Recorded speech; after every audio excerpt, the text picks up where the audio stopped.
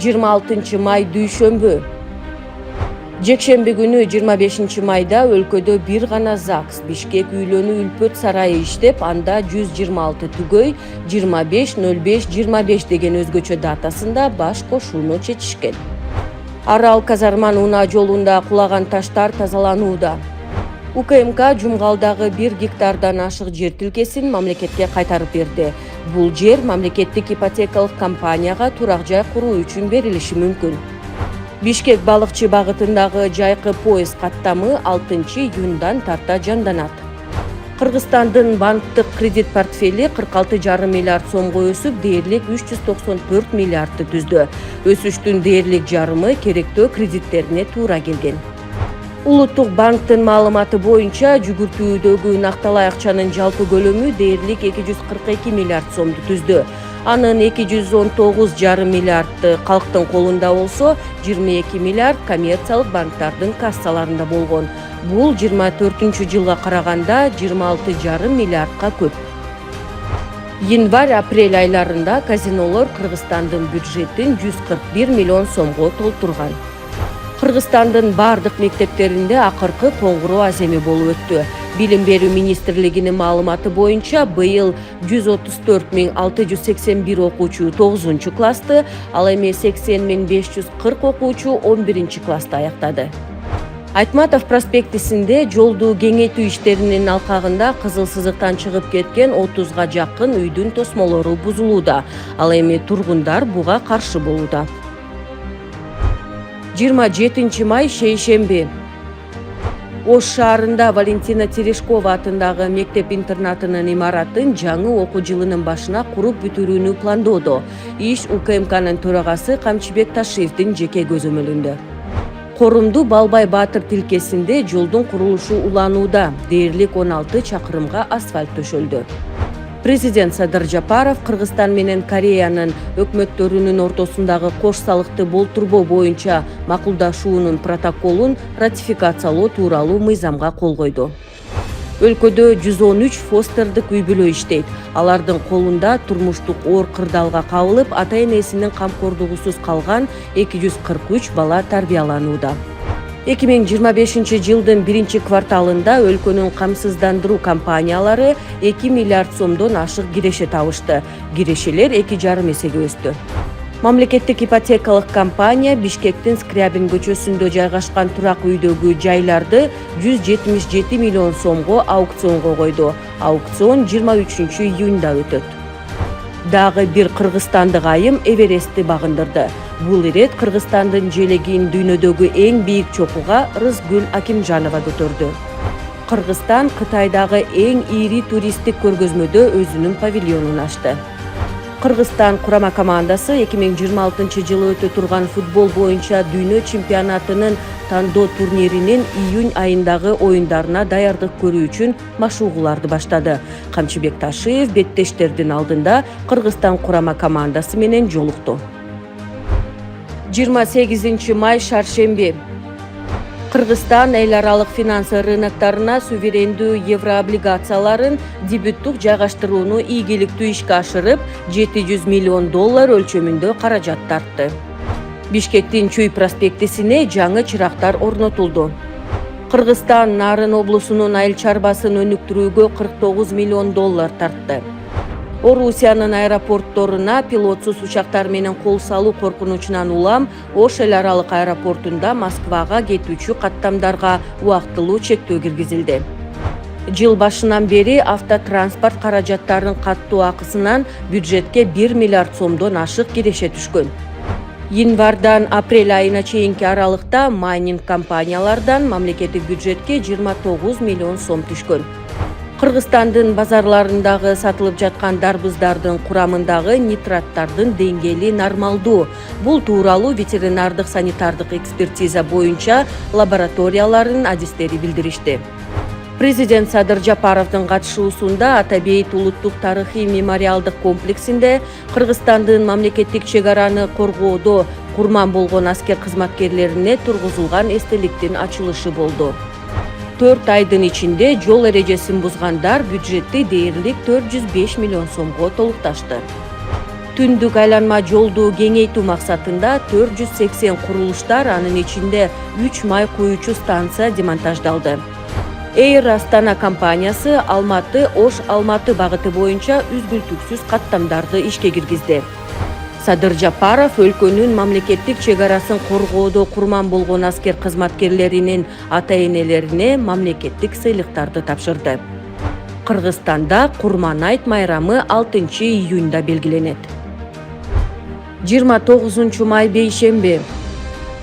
Кыргызстанга алынып келген дарбыз коондун сапатына көзөмөл күчөтүлдү.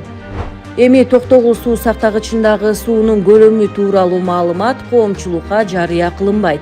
Мындан ары ГЭСтеги суунун көлөмү тууралуу маалыматты ыйгарым укуктуу мамлекеттик органдарга, анын ичинде УКМКга расмий кайрылуу менен гана алууга болот.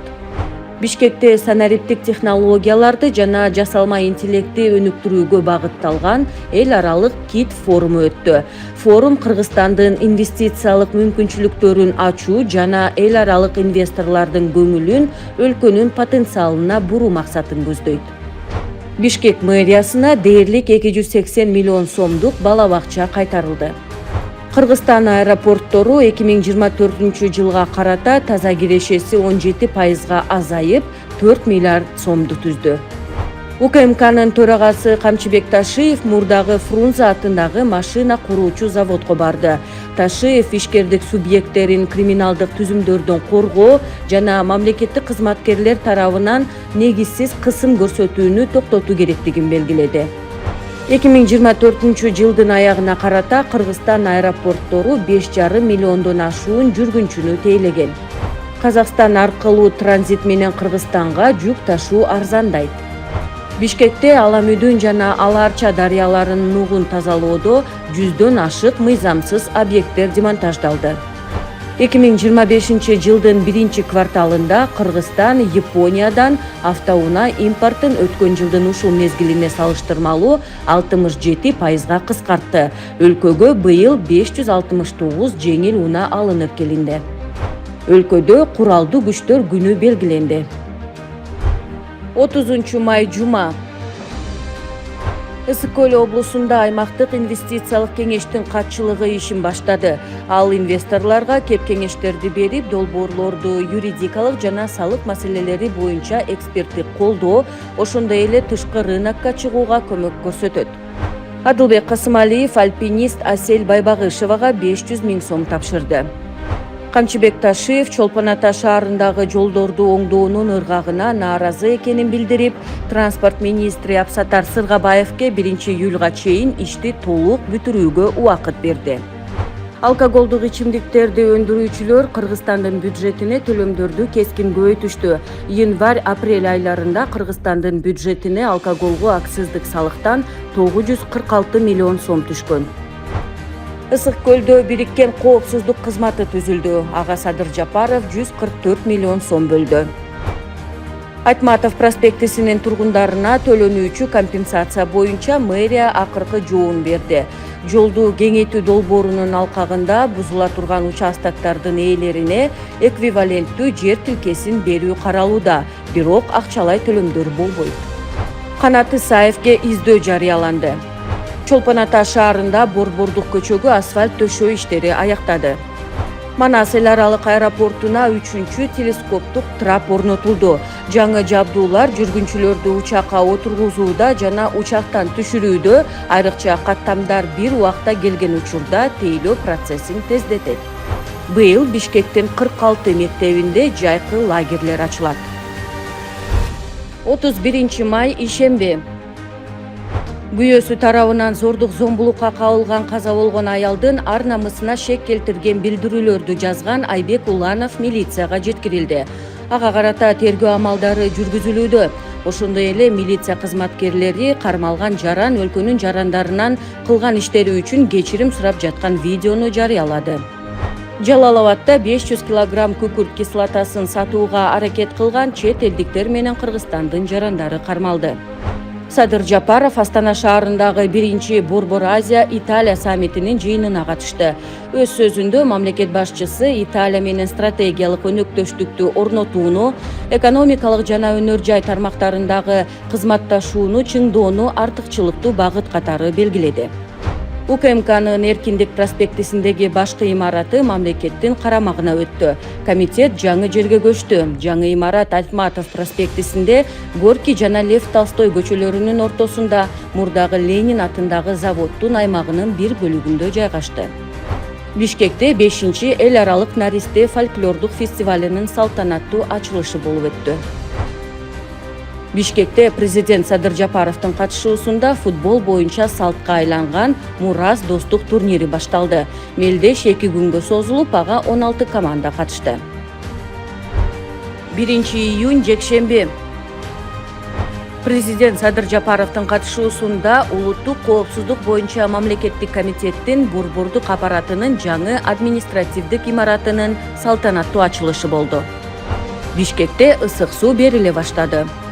Кыргызстанда балдарды коргоонун эл аралык күнү белгиленди. Президент Садыр Жапаров кичинекей кыргызстандыктарды майрамы менен куттуктады. Бул күнү бардык сейилбактарда, балдар аянтчаларында, короолордо майрамдык иш-чаралар өткөрүлдү. Бишкекте 4,5 гектар аянтты ээлеген Sky Park Байтик жаңы аттракциондук паркы ачылды. Анда балдар жана чоңдор үчүн 17 аттракцион, балдар аквапаркы, бөбөктөр үчүн зонасы, батут аянты, VR зонасы жана башкалар бар. Быйылкы футбол боюнча Мурас достук турниринде да жеңишке саламаттыкты сактоо системасынын Ден соолук командасы жетти. 2-чи орунда Дин башкармалыгынын Ыйман командасы болду, ал эми 3-чү орунду президенттин командасы ээледи.